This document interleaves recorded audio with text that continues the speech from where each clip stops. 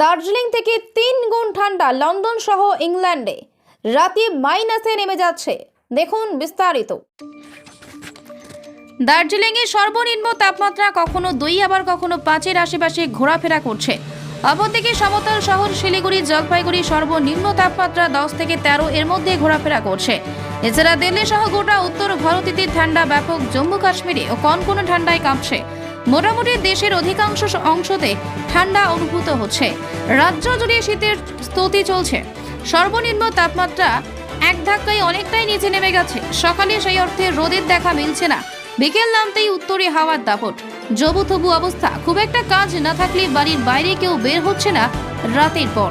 এই ঠান্ডা দিয়ে আমাদের অস্থাগত প্রাণ, কিন্তু এর থেকেও দ্বিগুণ ঠান্ডা অনুভূত হচ্ছে লন্ডন সহ গোটা ইংল্যান্ডে। হাড় কাঁপানো ঠান্ডায় বাড়ি থেকে বের হওয়া দায়। রাতের বেলা তো দূরের কথা, দিনের বেলাতেই কাজ না থাকলে বাড়ির বাইরে অনেকেই বের হচ্ছেন না। লন্ডন সহ গোটা ইংল্যান্ড জুড়েই শীতের দাপট চলছে।